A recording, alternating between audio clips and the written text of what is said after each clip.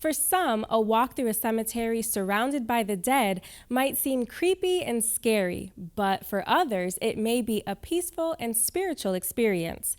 Whatever the reason, cemeteries and burying grounds naturally take on an increased interest as Halloween approaches. A visit to one can not only help you get in the mood for ghosts and goblins, but can also provide a great deal of historical information. And in honor of the spooky season, producer Dave Frazier visited two of the oldest final resting places in the area to learn more about the history and the mystery of these special places.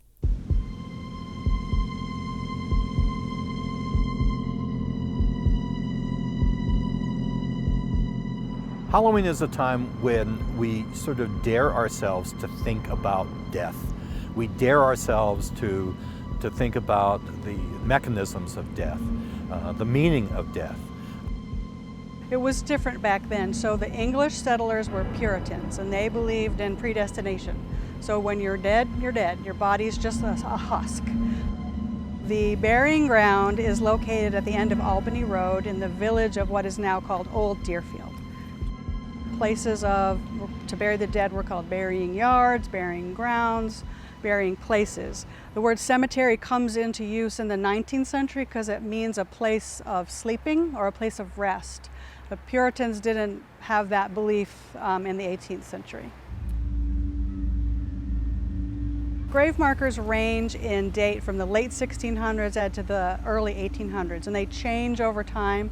The earliest graves were probably marked with field stones or wooden markers, and those have since all withered away.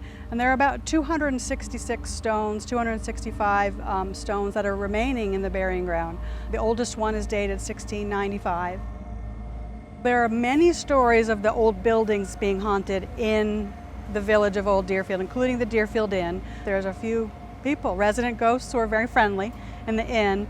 The burying ground doesn't have so many stories about hauntings or spookiness, but recently there were people there at 4 in the morning doing an investigation, so who knows? This is the beautiful Springfield Cemetery, which was opened in 1841. And at that point, it was considered what they called as a rural cemetery, because none of the houses, none of these buildings existed at that time. Whereas some people see this as a peaceful park, other people see this as a repository for the remains of literally hundreds of people from an almost 200-year span. And that's a tad frightening for some folks. This was obviously a place that denoted a certain level of success if you were buried here in Springfield Cemetery. If you served in Congress representing Springfield, there's a good chance from the 1800s you're buried here. The most prominent person, or the person they may have heard of the most, would be Thornton Burgess, the author, the children's author and naturalist, and he's buried here. If you come up to the cemetery, you come up the hill and you're close to Pine Street, that's where you're going to see this whole group of stones that date from the 1700s. And they're pretty remarkable because at that point, they put a lot of information, even to the point of explaining to the reader not only who the person was, but how they passed. Now they misspelled preaching. They forgot the E, so you see they added the E there. And I thought, when I first saw this, I'm thinking, I hope they got a discount. You know, they screwed up. But I understand typos. If you're involved in any sort of local history, if you're curious about where your community came from, visit a cemetery like this. Walk around, take a look, read some of the epitaphs. And it doesn't matter if you're doing this in Springfield, or if you're doing this in Westfield, or if you're doing this in whatever community, older community here in the valley that's got some history.